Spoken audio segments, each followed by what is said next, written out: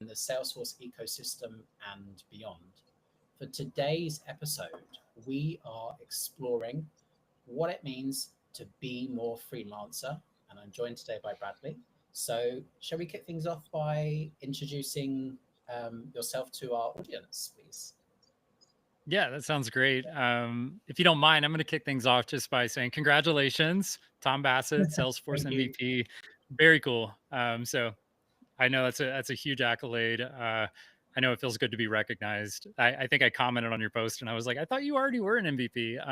So congratulations on what we already knew you as. But I know it's nice to get that recognition too. All right, so I'll answer your question. Yeah, so my name is Bradley Rice. I have been in the Salesforce ecosystem specifically since 2011. I grew up a cattle farmer, so technology was totally new to me. Just the concept of using processes and systems to run businesses. And anyway, I was very intrigued by all of it. So I would say I'm pretty passionate about business, and I love using technology and automations to operate businesses and make them more efficient. And so I was an admin for a long time. I became a solution architect. I operated my own small consultancy for about 5 years.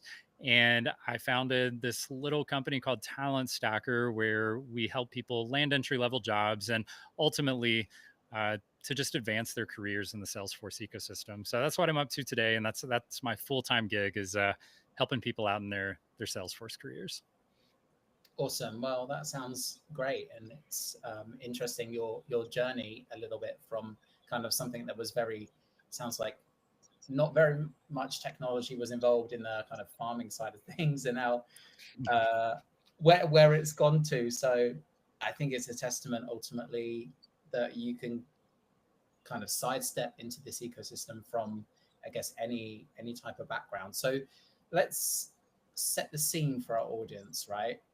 In terms of freelancer, how would you define that for our audience? What does that mean? What does that entail? And I guess a little bit of your journey with that type of role.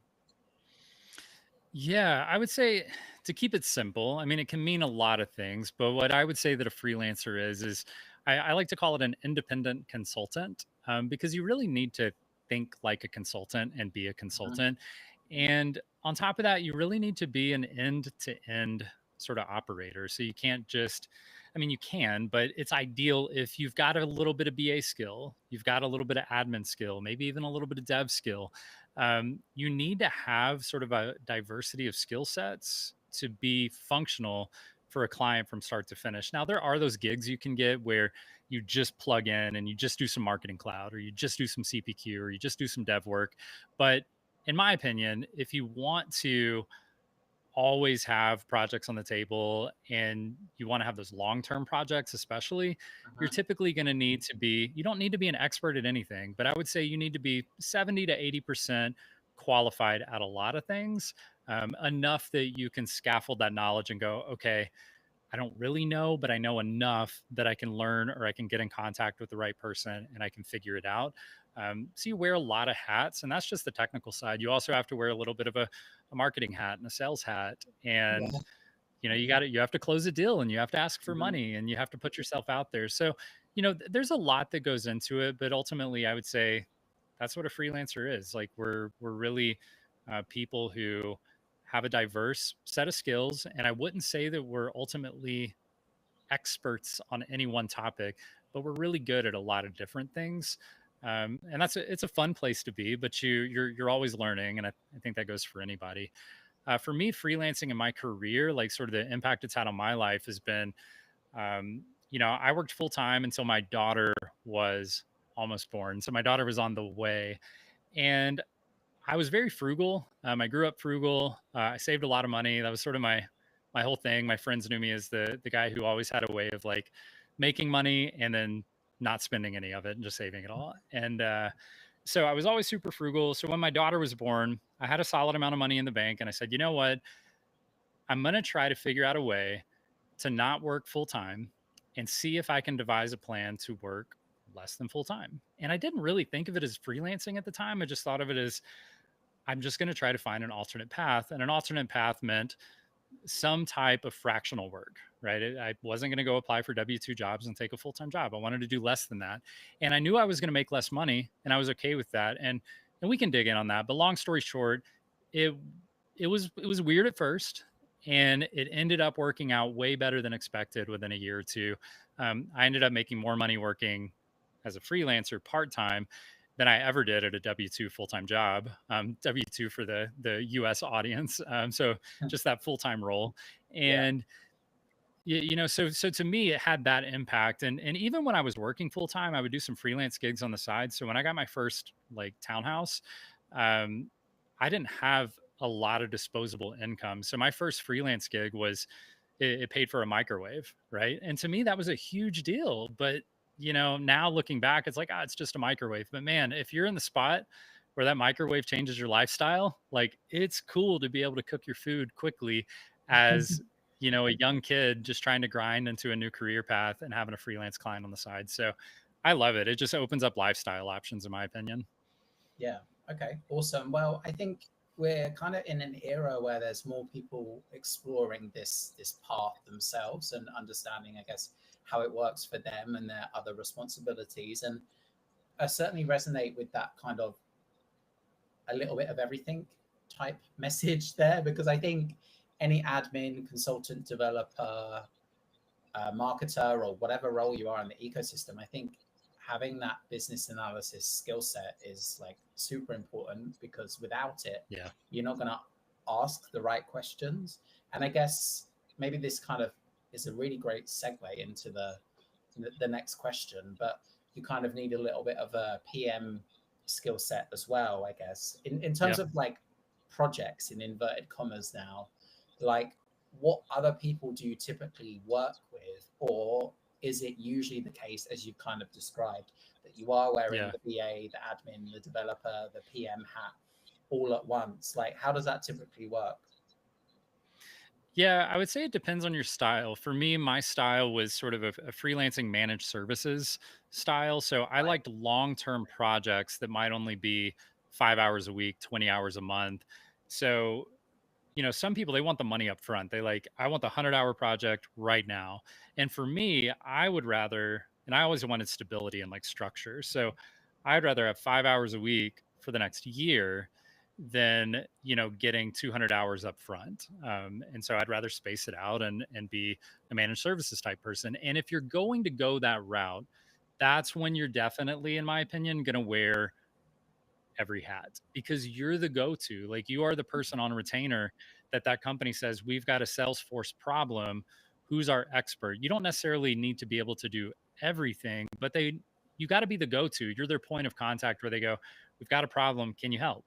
And sometimes it's like, yeah, oh, yeah, that's easy. I'll just update this setting, or I'll adjust this field, or whatever it is, and you can fix it real quick. Yeah. But other times, it's, ooh, that's actually seems to be stemming from an integration with a platform that I know nothing about, and we're going to have to get the right people in the room. And now suddenly you're playing a little bit of that PM, that BA. You're definitely not getting hands on with it. You got to understand the problem first. So I would say with those long term engagements, you're absolutely going to be wearing every hat. Now, however, there is room freelancing. I would say there's a lot of room freelancing for these niche sort of specialty skills. So, for instance, like marketing cloud, like we all Mm, know, like it's hard to get hands-on experience. That we don't have these sandboxes and dev orgs to go play in. So, for that reason, most people get marketing cloud experience from being full-time professionals in an org. And so those individuals have that really specific niche skill. And there are other companies. I was talking to a consultancy this morning who was like, can you get me a fractional marketing cloud person? And when you're that, you don't have to wear every hat anymore, right? There's probably going to be a BA on the project, or a BA on the team, or somebody who understands the entire scope of the technology stack being used at the company, and then kind of talk you through, what are the processes, how does it work, why was it built this way, hopefully. And yeah. you can kind of plug in and go, okay, now that I understand it, here's your problem. Here's how I would solution for that using my niche skill.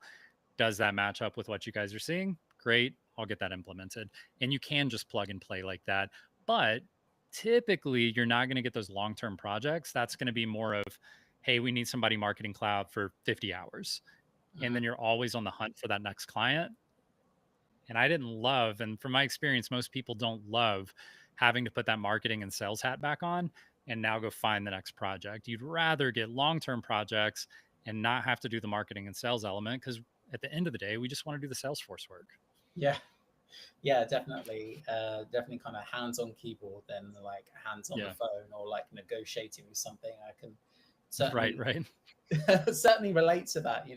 Thinking about this now, in terms of how you made the transition, like, did you switch over to like being a freelancer full time, or did you kind of do a gradual shift? And how did you fit this in? Yeah. So I had some, I don't know what we call it like runway money, or a lot of people call it like FU money. It's where you have options, you have enough money in the bank that, if you want to make a bold choice, you can make a bold choice and you can screw it up, and it's okay because you got enough money in the bank to cover your expenses and get your life back on track if you make a bold choice and it wasn't the right one, right? Or it just didn't work out for whatever reason.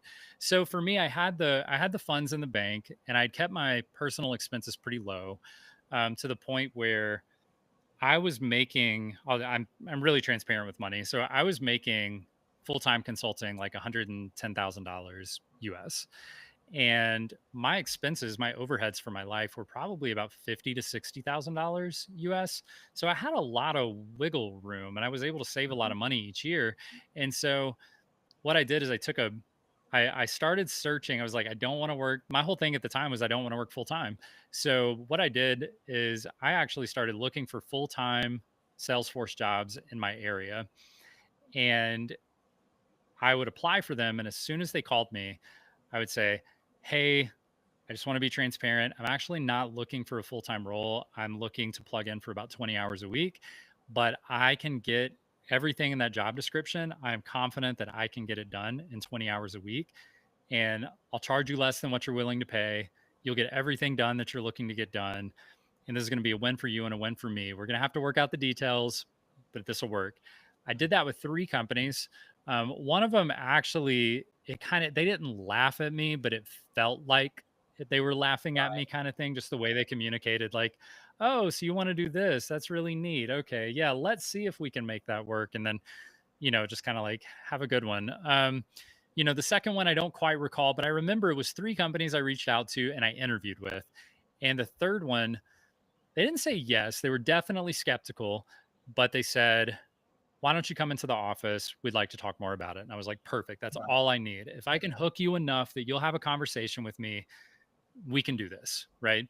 So, again, long story short, it ended up working out really well. They paid me, I don't recall exactly, it was like $60 to $70,000. They were going to pay, they had budgeted 95,000 for the role. So they paid me right in that 60 to 70 range.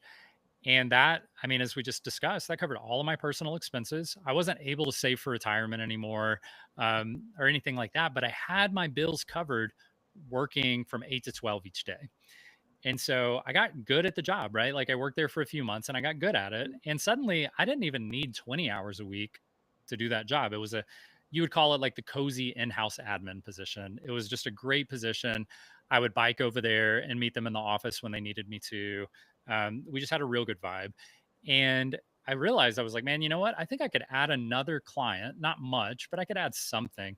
And I ended up finding another 7 hour a week project on the side. And so now my worst case scenario was my part time job needed me 20 hours a week. And now I've got this other job. I still only work 27 hours a week. Okay. Or hopefully, this part time job, I can get it all done in like 15 hours a week. And now I'm only working like 22 hours a week. And so it was really, really good. And suddenly that 7 hour a week job paid, I think it was $80 an hour. So I was making like an extra 2 grand a month. So my pay suddenly went from like 60 to 70 to about 100,000. And I was only making 110,000 in my full-time job. So I was back to basically the same income, but I was only working like 20 to 27 hours a week.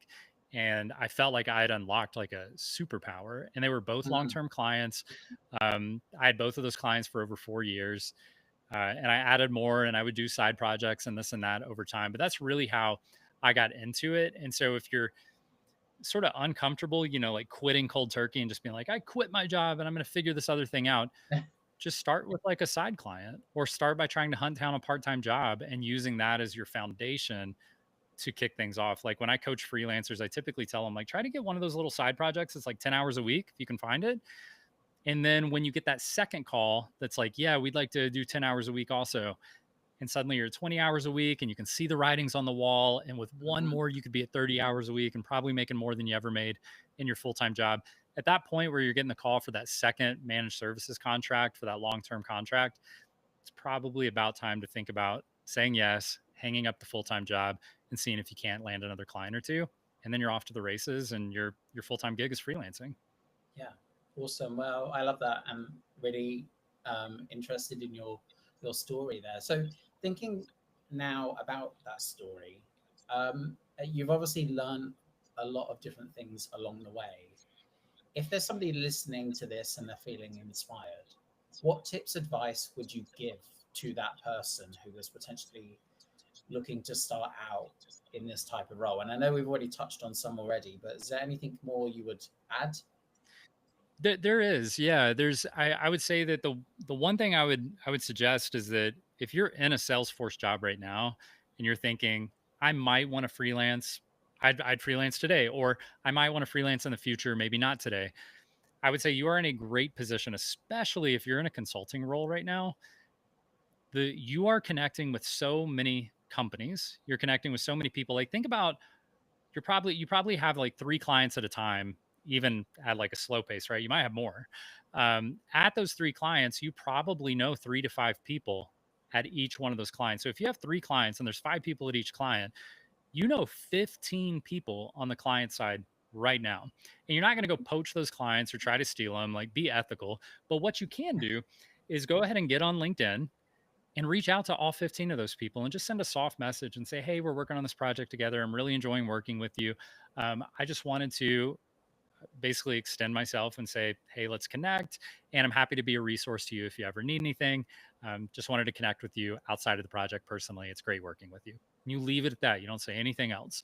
Now, you're going to be in a non compete. You're not going to be able to work with that client for at least 6 months after they stop working with your consultancy. But people come and go, projects come and go. And so Mhm. what will happen is like with those 15 people, for example, you take those 15 people, odds are one of them is going to quit and go to a different company at some point out of those 15, right? And here in the next 6 months, one of them is going to quit, if not more.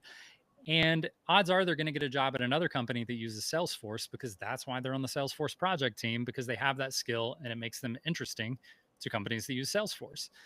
They want to be the hero, right? So like they get to the new company and they're trying to get their feet wet and they go, hey, so you're supposed to be our Salesforce person. We need help with this. And they go, okay, well, you know, I know somebody who can come in and contract with us and they are an all-star. Their name is this. And they introduce them to you directly, right?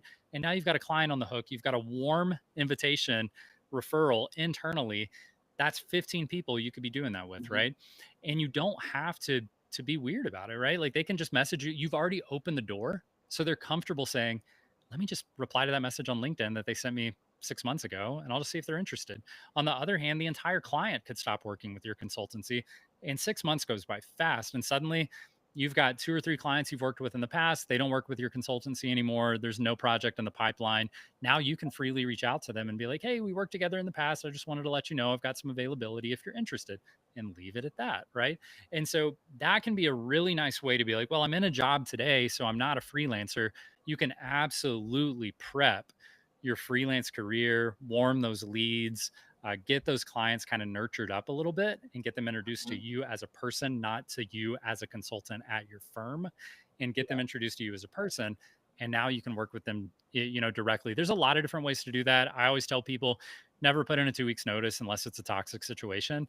You should always be saying, hey, I'm leaving, but I can open up a contract with you. What if I just stay on and do the mission critical stuff for 10 hours a week and I'll get everything done and I'll help you train the new hire and you never have to be at a place where you guys are displaced, right? And so you can turn quitting a job into your first client.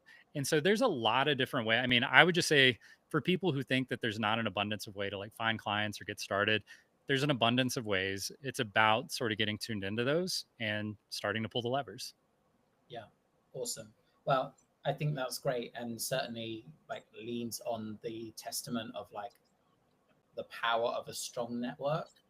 I, Yeah. over time, have been a number of different consultancies, and there was once upon a time a client that I worked with, one consultancy, and like a period of time went by, and then that client reached out to me, and we worked together Yep. again through Yep. through a different consultancy. And then the same with Salesforce. Like I've worked with some really great Salesforce account executives, and Hmm. if I were to kind of bump into that account executive now, even though I haven't worked with them for a certain amount of time, they would definitely remember who I was, because Yeah. I made a great impact on them and their client, and that account is still growing for them type thing, like Yeah. it's really great to have that strong network. And I kind of feel like that is perhaps a safety net in some ways, right? What do you think? Yeah, massively. I think the safety net is huge. There's this guy, his name's Ken Honda, and I'm sort of a finance nerd, so I listen to these finance people. They call him anyway. He's like, what is he? I think they call him the Happy Money Millionaire. Is like his whatever his little slogan thing. And anyway, he has this thing where he says, like, even if life goes totally sideways, your network is so beneficial to you, because like imagine a world where you just had 52 connections that were willing to let you sleep on their couch for a week each year. Once a year, sleep on Yeah. the couch for a week. If you could develop a plan where you have 52 people in your network who are willing to let you sleep on their couch for a week each year, then you can never be homeless. You can never not have, that safety net of what you need. So life gets much easier when we lean into this community. You can call it networking, but into this community aspect where we help each other when we're in a position to help, and we take when we're in a position that we need help. And it's okay to take. I think we have this like feeling, especially as people, if you've been successful in the past, you feel kind of awkward asking for help, or be Mm, realizing you're in that position where you need to take from the community instead of giving for a moment.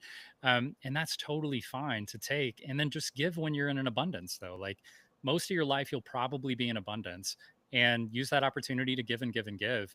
And then when you need, you're going to be surrounded by so many people who are willing to give to you. So I would absolutely agree that your network is your safety net. um, I can only imagine, like, if things went totally sideways in my life, which I'm not immune to, right? They could. Um, I feel that I have served enough people at this point that if I needed something, I could reach out. If I needed that referral, that recommendation, that job just to get back on my feet, that I would have that available to me. And it's not necessarily because of an abundance of skills; it's because of an abundance of just trying to be a good human to other humans, and ultimately, like, that's your foundation. Yeah. yeah, I love that as a tagline. Be more good human. I, Yeah, just I be a feel good like, human. yeah, Like, I feel like I'm gonna steal that. Maybe that's gonna be a future episode. I just need to find a good human now. yeah, be more human. Yeah. Yeah, yeah, definitely. So thinking about this now, as a journey that you've been on, if you were to start that journey again, is there anything you would do differently? Anything you would change? Yeah, I went into it pretty, what would I call it? I mean, I went into it kind of ignorant of what Right. goes into it, right? I think I got my first client when I was 23, and I was less than a year into Salesforce, as a junior admin anyway. Um, I would say try to just make yourself aware of the areas you don't know yet. Like if you're interested in getting into freelancing, talk to some other freelancers and ask them what it's all about. Like this question that you're posing right now, right? Like talk to other people. But for me, it would be, I didn't have a process down. I didn't know what I didn't know. I was just like, hey, I can help you with this, and then it'll be great, right? And I was like, yeah, sure, but we didn't have a contract, and we didn't have an NDA, and we didn't have non competes, and we didn't have payment terms. Like, how are they even going to pay me? I remember I landed a client, and I was excited, and I was already in their sandbox building, and I realized, like, wait, when do I get paid? And I realized I hadn't even, we had a price, and we had like a set number of hours, but I didn't give them any payment info or when to expect to pay me or Uh-oh. anything. And then it was so awkward to go back and be like, hi, can you pay me a little something before I get started? So I think it's that. And it makes you look really professional when you come in and you're the one handing them the NDA, or you're the one handing them the contract proposal, and you're the one handing them the project status reports and the project plan templates, and everything's done and it's ready because you've got your like you've got your process down from sales to the BA requirement gathering to documenting solutions to building how you're going to build, how you're going to promote things from a sandbox to where do we go, staging, production, like which way are we going, how complex is this new implementation, do we build right in production, like what's the scope of the project, how do we train, are we going to try to upsell them into a managed services agreement because we like them, or was it not the best experience, so we're kind of going to leave it alone and not renew. So there's a lot of different, if you've got your process down, you're in a much, much better place. And I think that's where most people mess up. That's where I messed up. I didn't have a process. I thought if I find a client, then freelance, check, I did it. Like if I can find clients, then I can be a freelancer. And that's not true. Like if you can find clients, you can make a really bad freelance reputation for yourself or a good one. But Yeah. it's going to help you to have a process so that you can actually just know going into it, odds are this is going to be a good engagement. It's going to be successful. They're going to like the outcome. I'm going to build a good reputation for myself. I'm going to get more clients because I think any decent freelancer will tell you once you land those first like 3 or 4 clients, you don't really have to market or sell anymore. It becomes word of mouth, it becomes communication and networking. And at that point, you're kind of off to the races, unless you want to build like your own firm or something like that. If you just want to keep yourself fed and like for life to be good, you get your first 2, 3, 4 clients, and word of mouth will keep clients in your lap for the rest of however long you want to work. Yeah. Well, I love that. And now thinking about this, and this has been a great conversation, and time seems to have flown by. So we are almost. I have a way of talking. Yeah. Well, it's fine. It's really valuable, I think. Before we do wrap up today's session, right? What's a way for people to connect with you? And is there any particular like resources or content that you think could help somebody on this type of journey? Yeah, for sure. So if you want to message me, just find me on LinkedIn. I promise I respond to everyone unless you say like hi and then that's all. Or Yeah. if you say like can't, hey, here's my resume, can you get me a job? Like I actually a lot of times I'll reply to those. But I might not reply to you if that's it. However, if you reach out and you say like, hey, I saw you on the show with Tom at the Be More show, and I liked what you were saying, can you help me with this? This is what I've tried. Can you help me with this? I will always respond to you. It may not be today. It won't be a week though. I respond pretty quickly. So find me on LinkedIn. I think I'm like first, middle, last name, like Bradley Michael Rice, maybe. But anyway, it's like the orange logo. I forget what the URL is, but you can find me. The other thing I would say is I put together a guide for entry level freelancers. So if you go to talentstacker.com/freelance. It's a 3-step process. Basically, I walk you through like your business structure and what do you need? Like, do you need a bank account? Do you need insurance? Do you need an LLC? Do you need a company name? Like all that kind of stuff. It's totally free. Check it out. You've got this start your business checklist, and I give you a way to do it completely free. So, like, I promise you don't need to pay for anything to start freelancing. A lot of people think that you need to like pay some startup expenses. You really don't. There are enough free tools, free versions to get you off the ground. And then for less than like $500 a year, you can look like the real deal. Like, I mean, like any other business on the internet, right? So you can start for free for less than $500 a year. You can run a legit company. Outside of that, it'll take you through how to find clients, how to attract leads to yourself, and then ultimately how to deliver high quality projects. So it takes you through sort of the high points of all those items just to get you geared up for what you need to be thinking about. Um, I think it's great. You can let me know what you think about it.